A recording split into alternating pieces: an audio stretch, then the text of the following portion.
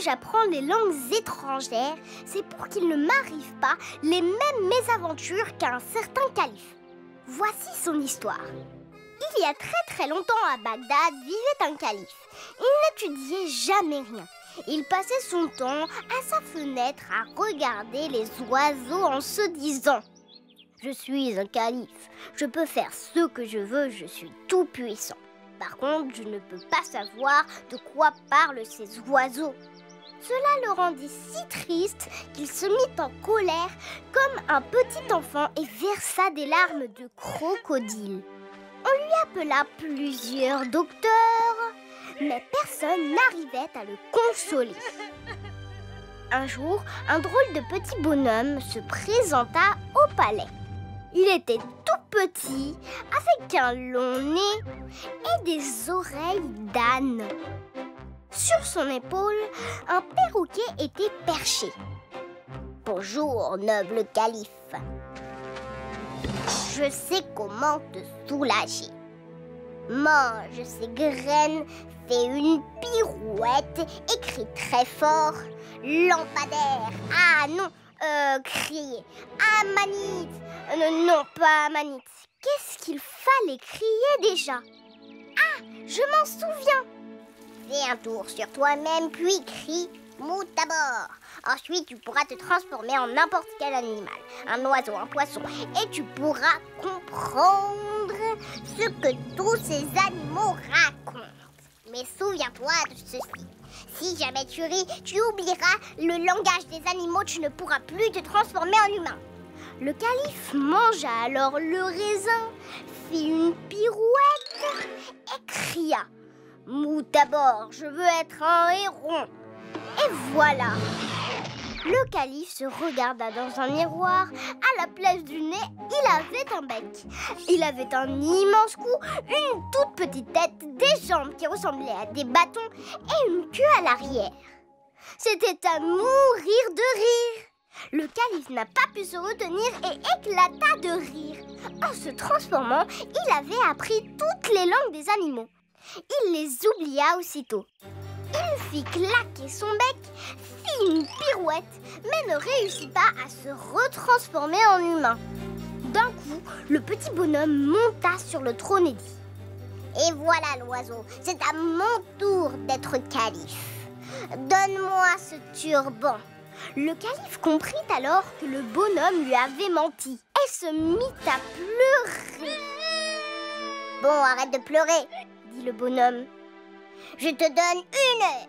Tu reprendras forme humaine seulement si tu réussis à deviner comment je m'appelle. » Le calife paniquait. Comment vais-je deviner son nom? Là, le perroquet vint lui murmurer à l'oreille. « Je veux bien te dire comment s'appelle ce nain. Mais pour me remercier, tu devras m'épouser. » Ouïe, ouïe, ouïe, vous avez déjà vu un héron épouser un perroquet? Mais il n'avait pas le choix. Là, le perroquet lui dit « Écoute-moi attentivement et surtout ne recommence à rire sous aucun prétexte. » En fait, ce nain était un méchant sorcier qui transformait tous ceux qui avaient été de mauvais élèves. Il s'appelait le nain Tracassin. Le calife retourna vers le méchant sorcier qui était assis sur le trône en balançant ses pieds. Il se mit alors à hurler « Réveille-toi tout de suite, nain Tracassin, et descends de mon trône !» Le sorcier entra dans une colère noire. « Comment as-tu appris mon nom ?» Il entra dans une rage si folle qu'il explosa. Là, son sortilège s'effaça et le calife reprit sa forme humaine. Il regarda le perroquet et n'en crut pas ses yeux. À la place du perroquet se trouvait une magnifique sultane. Le calife était fou de joie. Après leur mariage, il commença à aller à l'école pour ne plus se transformer en animal. Voilà ce que j'en dis. Si vous connaissez des langues étrangères, vous ne vivrez jamais de telles situations.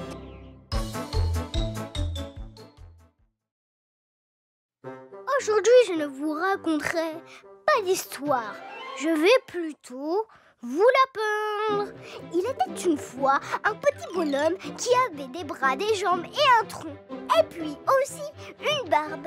Je ne sais pas pourquoi je me suis retrouvée avec une barbe bleue. Enfin, pas moi, le bonhomme. Un jour, Barbe Bleue alla se promener dans les bois en chantant une chanson qu'il venait de composer.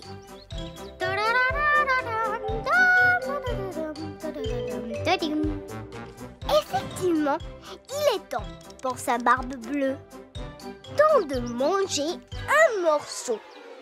Il se dit qu'il avait pris son petit déjeuner il y avait déjà très longtemps, mais qu'il n'avait même pas encore pensé au déjeuner. Là, Barbe Bleue arriva dans une clairière où il y avait une maisonnette. Attendez, je vais vous la faire apparaître. Des tournesols poussaient autour de la maison et les volets étaient décorés de carottes. Si je comprends bien, pensa Barbe Bleue, ces carottes indiquent que la maison est habitée par un lapin et les lapins sont plutôt gentils. Si j'ai un peu de chance, il va m'offrir à manger. Il n'en fallut pas plus à Barbe Bleue. Il frappa à la porte. Hé, qui vit dans cette petite maison? Qui vit là-dedans? La maisonnette resta silencieuse. Ses occupants devaient dormir. Barbe Bleue toqua encore une fois. Puis encore une fois. Barbe Bleue tambourina à la porte avec ses mains et ses pieds. Et les volets finirent par s'ouvrir. Une jolie jeune fille apparut à la fenêtre. Elle avait les yeux bleus. Elle s'était retrouvée avec des cheveux bleus elle aussi. Je ne comprends pas pourquoi. Arrêtez de frapper, dit la jeune fille. Venez plutôt boire un chocolat chaud. Barbe Bleue sauta de joie en voyant la nourriture et alla directement s'installer à table.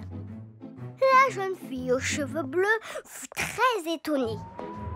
Comment est-ce possible, se demanda-t-elle, de faire rentrer un gâteau entier dans sa bouche et de l'avaler sans même le mâcher et de fourrer les doigts dans la confiture, puis se les lécher en souriant.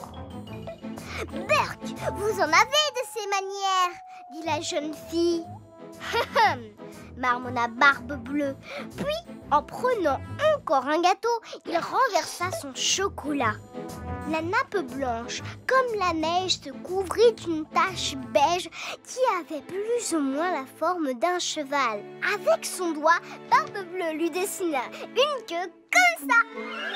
La jeune fille aux cheveux bleus n'aimait pas ce genre de dessin et dit en retenant ses larmes: vous êtes un malpropre, un véritable malpropre. Vous méritez une punition. Je vais devoir vous enfermer dans un sombre cachot. Il y avait beaucoup de pièces dans la maison de la jeune fille. Elle avait le droit d'aller partout, sauf dans le sombre cachot. J'aurais dû mieux me tenir à table, dit Barbe Bleue au fond du cachot. On dirait bien que je vais encore avoir faim longtemps. Il regarda autour de lui et soudain remarqua une cheminée dans laquelle brûlait un feu. Une marmite était suspendue au-dessus. Il devait y avoir quelque chose de très bon dans la marmite. Barbe Bleue mit sa main sur le couvercle et comprit qu'en fait la cheminée, le feu et la marmite étaient dessinés sur un vieux morceau de papier qui cachait une porte secrète. Barbe Bleue fut étonnée et tira la poignée. La porte s'ouvrit et Barbe Bleue vit un placard débordant de sucreries. Quel beau tableau, dit Barbe Bleue en avalant une tartine de miel, de caramel et de confiture. J'en perdrais presque la barbe, non, la tête. Voilà ce que j'en dis. Les vraies œuvres d'art sont toujours là pour nous soutenir quand on en a besoin. Tiens. Mais où sont donc passés tous les dessins animés? Je dois absolument résoudre ce mystère. Si tu veux mener l'enquête,